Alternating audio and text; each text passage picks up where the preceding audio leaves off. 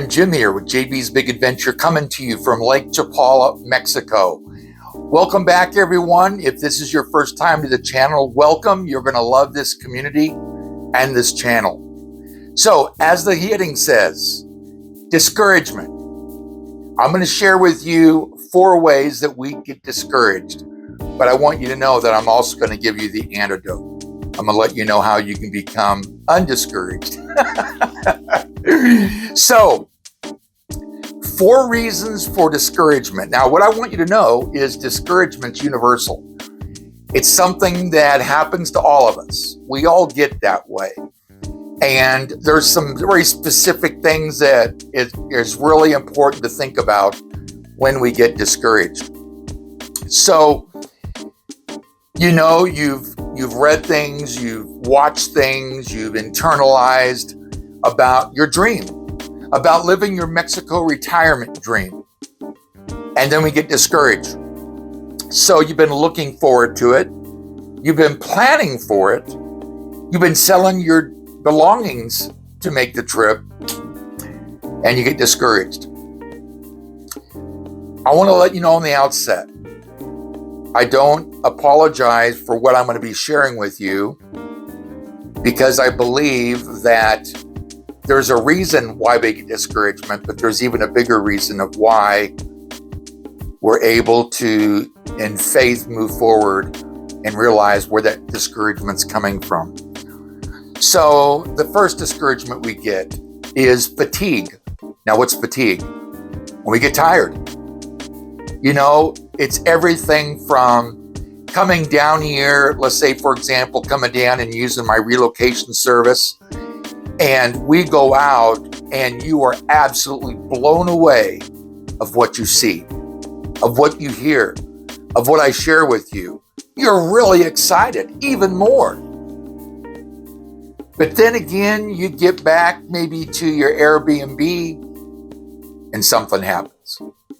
Or you hear something from someone, or on Facebook.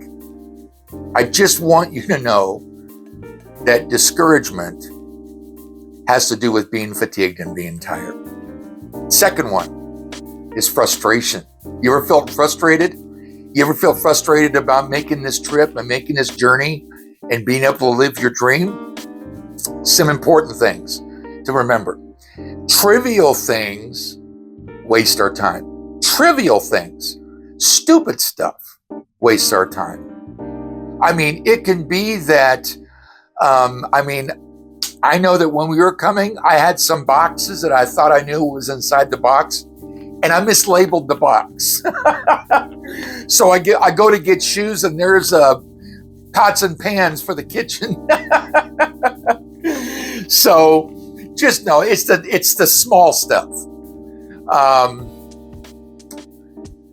It's when you really think about it, you know, everything's a small stuff. I mean, we let it get to us. I mean, just yesterday we're here and we're going out for dinner and we're meeting with some folks and we're leaving our development, and it turns out there's a person in a Mercedes in front of us. And I just could not get it. Got out to the highway, to the Libramento, and was going like 15 miles an hour, 20 miles an hour, holding up all the traffic behind me, and we were directly behind them. I got frustrated. I had to remember we're in Mexico and I have to practice patience. So that got me frustrated, really got me frustrated. But what frustrates you? What's frustrating you right now? Are you frustrated for the fact you're always thinking about maybe you're quitting your job, maybe you're retiring? We lose sight on our dream when we're overwhelmed. When we're overwhelmed. And just realize that we all had that happen to us, about getting overwhelmed. Remember, we're looking at moving to a new country, different country. You might not speak the language. It's all the anxiety and things that comes from that, and the stress that we deal with. Just know that we get frustrated, and just know it's something that happens to all of us, and we'll get through it. Number 3, failure. Failure. You know, we've all had times where we've thought ourselves and called ourselves failure. It's kind of like there's a little voice that sits on our shoulders and says, you really think you're going to retire? You really think that you're going to be able to live in Mexico? Come on, who are you kidding? You don't even know the language. You've never been to Mexico. You don't even have a passport. I mean, whatever it may be. Stuff that really gets us, and we think of being failures. And we're thinking it's impossible. We can never make the trek. Well, I want you to know, there have been people who have driven here to Mexico from Florida, from Maine, from New York. They didn't fly, they drove. So there's times that we want to just quit. And as I mentioned, we feel like we're a failure. And sometimes it's really hard to break through that. To give you just an example, before Barbara and I came, I had a business. I had a business for a lot of years that I worked hard on and was able to taste success in a way that I'd never been able to taste before. When you're raised a preacher's kid, you're raised not necessarily for your wants, but your needs are taken care of. It's biblical.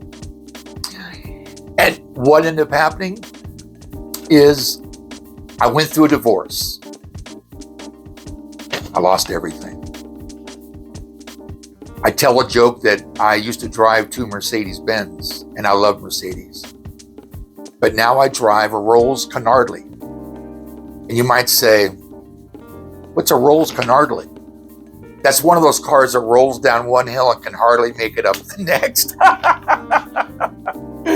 No, it's not that bad. But, you know, looking at failure, you know, we're always, you know, looking in the rearview mirror is always, you know, 2020 sight. I mean, if we only knew then what we knew before, if we only knew before what we know now, we would have done things different. So feeling like a failure. I've felt like I'm a failure. There's been times where I want to be able to provide more for my wife, for Barbara. We've been married 9 years now. I know that there's a bunch of traveling and things that she'd like to do, to go to other countries and all. And financially, I might have before been able to, hey, go to the airport, you know, buy a ticket at the counter and go Hawaii or whatever. Today, it takes a lot of saving. Just a struggle. It's a struggle. So feeling like a failure. I hope that resonates with you, just to realize it's something that we all go through. Fear. This is probably the biggest one. Fear. Let me give you an acronym. Fear, F-E-A-R, is false evidence appearing real. False evidence appearing real. You know, psychologists tell us that the things that we worry about never happens 98% of the time. Never happens. We worry about it. And I got to tell you, I've worried a bunch. You know, I've not really said much about this, but I struggle from severe depression. I struggle from PTSD, bipolar, and ADHD. And I'll just tell you that there's things I forget. There's times where I can't figure out what I want to say. You might have seen that on some videos. My doctor told me that if it wasn't for my age, he said I was at the edge of dementia. So I fight through all of this. How do you go from having success in life and then at times feeling like you're at the bottom? But you know what? The Lord gave me some abilities, some skills, some mindset. He gave me the tools that I need to be able to impact other people's lives. This channel impacting your life. being able to help you get through discouragement. So that's discouragement. Now let's talk about what the antidotes are. Recognize there is a principle that's live and well, and that is we live in a sinful world. We live in a sinful world. You know what? Not everybody is going to be kind and nice to us. People will try to down us. People will try to say, you can't do that. Are you kidding yourself? You're single, you're 78, and you think you're going to go to Mexico and retire. Or you don't have much money in the bank. That was Barb and I's situation. One of the main reasons we moved here because financially we couldn't afford living in the States. We were living on one Social Security check. If it wasn't for the fact of our selling everything that we had, we wouldn't have been able to make it. We wouldn't have been able to make it. I mean, my brother's a retired firefighter, but he actually has a mechanic shop. He has his own shop. He's been turning wrenches for 40 some odd years. Visitor in a Warner paper hanger, even at retirement. And he built this big shop that's even got the lifts that can lift a bus and all that kind of stuff. He does it solely, just himself. But he is just always small. Whenever there, I go out and I want to talk to him, but it's always when he's working on cars and all. But I'll never forget, we were getting ready to leave. And we wanted to take the car by and just have him take a look at it. He said, you need to have this done and this done. This done. You don't want to go without having this done. Have this done too. And you really think you're going to be pulling a single axle U-Haul trailer. And I said, yes. Well, okay. Well, I'll get your car prepared.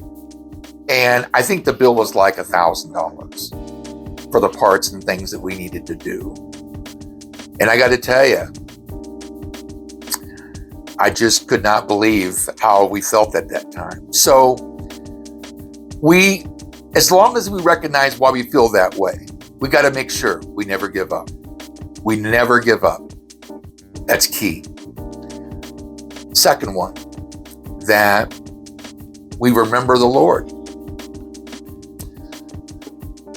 We remember the Lord because of the fact that in the midst of discouragement, we've got to remember God's promise.